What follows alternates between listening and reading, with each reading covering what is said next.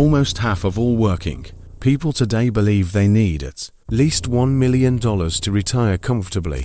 That number gets repeated everywhere on social media, in financial news, and even by advisors. It becomes a psychological benchmark, a finish line. But here's the strange part. When you actually ask people who are already retired, their answers are completely different. Nearly 1/3 of retirees say they needed less than $500,000 to retire. Same question, to completely different realities. That gap is not just interesting, it's important, because it reveals something deeper about how we think about retirement. People who are still working tend to imagine retirement as this expensive, uncertain phase of life where everything costs more and income disappears. But retirees, who are actually living that life, often discover something surprising. Their needs are lower, their spending changes, and their financial picture looks very different than what they expected. This disconnect creates unnecessary fear. Millions of people delay retirement, stress about savings, and feel like they are falling behind, all because they are aiming for a number that may not even apply to their real life. So instead of focusing on scary headlines or unrealistic targets, let's break down what retirement actually looks like, especially around age 65. Not based on averages that get distorted by the ultra-wealthy, but based on median numbers, the figures that reflect what most people truly experience. You've probably heard that the average retirement income at age 65 is around $75,000 per year. On paper, that sounds pretty solid, but the problem with averages is that they can be misleading. Imagine 10 people in a room. 9 of them earn $40,000 per year, and one person earns $400,000. The average income in that room would be $76,000, but not a single person is actually earning that amount. That's exactly what happens with retirement statistics. The number that gives a more realistic picture is the median. The median is the middle point, where half of people earn more and half earn less. And when you look at median retirement income, the numbers drop significantly.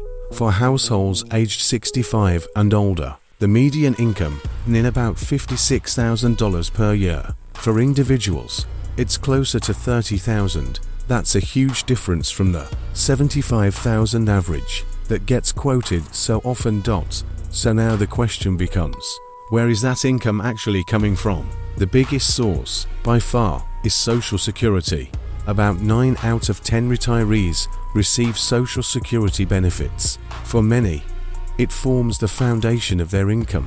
The average monthly benefit is around $2,075, which adds up to roughly $25,000 per year. That alone already covers a large portion of basic living expenses for many retirees. The second source is pensions.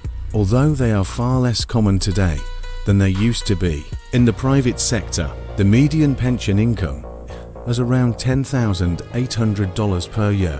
Government pensions tend to be higher, often around $27,000 annually.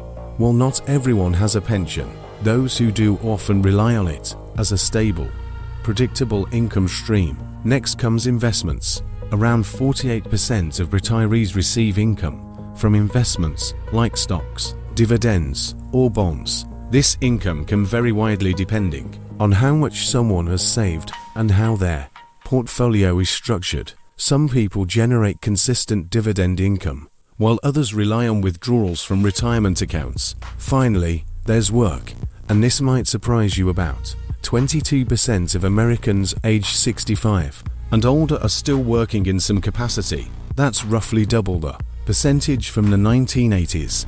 But this isn't always because they have to work. Many choose to work part-time, freelance, or pursue something they enjoy, simply to stay active and supplement their income. When you combine all these sources, you start to see a clearer picture of how retirement income actually works. It's not one big pile of money, it's a combination of smaller streams that together support a person's lifestyle. But income is only half of the equation. The other half is expenses. And this is where things get even more interesting. According to recent data, the median annual spending for a retiree household is about $32,000. That's significantly lower than what many people expect. One of the reasons is that many expenses disappear after retirement. You're no longer commuting, buying work clothes, or paying for daily lunches out. Your lifestyle naturally shifts. There's a common rule in personal finance called the 80% rule, which suggests that you need about 80% of your pre-retirement income to maintain your lifestyle. But real-world data suggests that the number is often lower, closer to 65 to 75%. Again, this depends on individual circumstances, but the general trend is clear. People tend to spend less in retirement than they think they will. However, there is one major exception to this trend: healthcare. Healthcare costs tend to increase as people age, and they can become one of the largest expenses in retirement. Even with insurance or government programs, out-of-pocket costs can add up quickly. This is one area where underestimating expenses can create serious problems. Another factor that many people overlook is taxes, especially on Social Security benefits. Depending on your total income, up to 85% of your Social Security benefits can be subject to taxation. The thresholds for this taxation are surprisingly low: $25,000 for individuals and $32,000 for couples. What's even more surprising is that these thresholds haven't been adjusted for inflation since 1983. Over time, this has effectively turned into a stealth tax, quietly affecting more and more retirees each year. So when you put everything together, income, expenses, taxes, you start to see why the $1 million retirement target might not be necessary for everyone. In fact, studies show that once people actually retire, only a small percentage, around 12%, say they needed $1 million or more. The real question isn't how much money do you have, it's does your income cover your expenses. That's the metric that truly determines financial security in retirement. If your basic income sources like Social Security and pensions are enough to cover most of your essential expenses, then you're already in a strong position. The remaining gap, if there is one, becomes much easier to manage. So how do you figure this out for yourself? The first step is to calculate your expected expenses. This includes housing, food, utilities, transportation, and healthcare.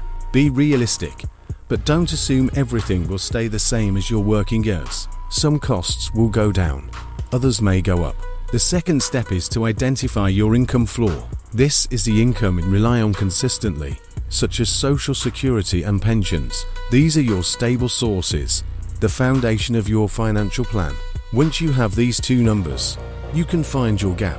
If your expenses are higher than your guaranteed income, the difference is what you need to cover through other sources. For many people, this gap is smaller than they expect, and that's where your investments come into play. Instead of focusing only on growing a large lump sum, it can be more effective to focus on generating consistent income. This could include dividend-paying stocks, which provide regular cash flow. It could include bonds, which offer predictable interest payments. Even high-yield savings accounts can contribute a small but stable return. Some people also explore alternative income strategies, such as real estate or secured lending. For example, acting as a lender by providing loans backed by real estate can generate fixed monthly interest payments. These types of strategies aim to create income streams that are not heavily dependent on stock market fluctuations. The goal is simple: build enough reliable income to cover your expenses. Once you achieve that, the pressure to hit a massive savings target starts to fade. At the end of the day, retirement is not about reaching a specific number. It's about creating a sustainable lifestyle. It's about understanding your own needs, your own spending habits, and your own sources of income. The biggest mistake people make is comparing themselves to averages or chasing numbers that don't reflect their personal situation. Your retirement plan should be based on your life, not someone else's headline. So if you've been feeling like you're behind, or that you'll never reach that $1 million goal, take a step back and look at the bigger picture. You might be closer than you think, because retirement isn't a math problem with one correct answer. It's a balance between income and expenses, and once that balance is in place, everything else becomes much simpler.